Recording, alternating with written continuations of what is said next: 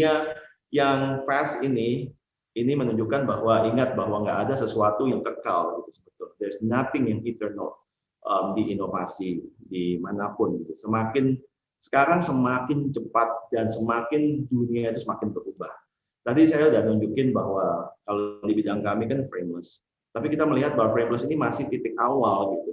Sebab kedepannya there will be something yang beyond just putting a content di depan layar atau di phone. Banyak orang mengatakan, oh augmented reality itu cuma novelty buat game, enggak. Gitu.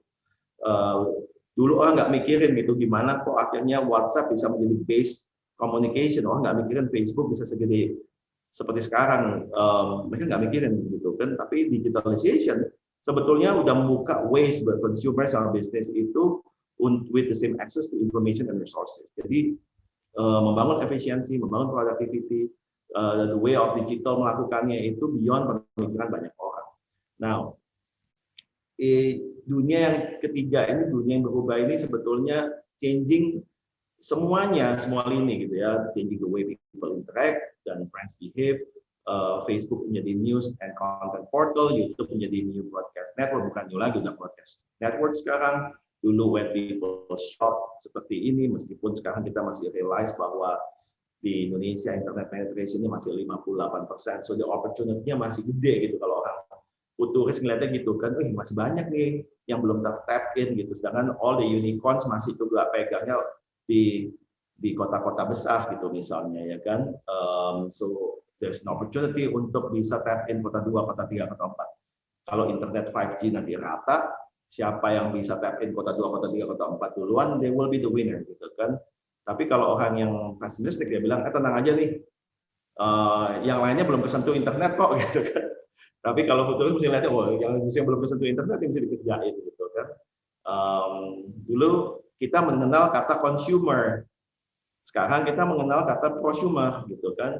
Kalau dulu pabrik bikin, someone else produce for us, kita consume, kita beli.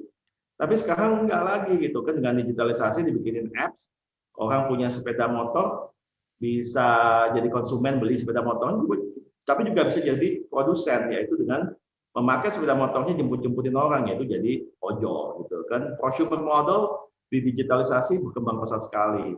Itu kejadian dengan Anda punya ruangan di kamar di rumah nggak kepake, masukin platform Airbnb, ya kan? Is consumer, Anda konsumen, tapi Anda juga menjadi produser. Google itu all the data sebetulnya di provide by us juga gitu kan. Is a consumerism terjadi di zaman digital sekarang. Dulu kamera, sekarang kamera in a different way. Ya, taking pictures changing gitu ya. So describe, tapi juga kalau saya tadi ngomongin mulai dari awalnya frameless, kita di Wear itu melihat adanya disruption di digital screen yang banyak sekali dilupain orang yang saya sebut dengan frameless. Nah, apa yang saya maksud dengan frameless dari tadi saya ngomongin frameless terus ya. Kalau di dunia kami frameless itu bermulai seperti slide yang Bapak atau teman-teman atau Ibu lihat. Kalau dulu orang untuk mendatangin melihat sebuah konten, itu mesti datang ke tempatnya. Misalnya Bapak atau teman-teman mesti datang mau melihat Menara Eiffel.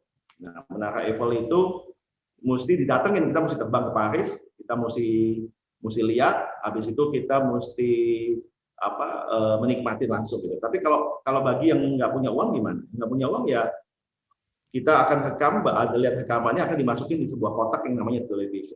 Ya. Nah, kalau Bapak perhatikan screen itu berubah. Ya, televisi kontennya berubah, layarnya pun berubah.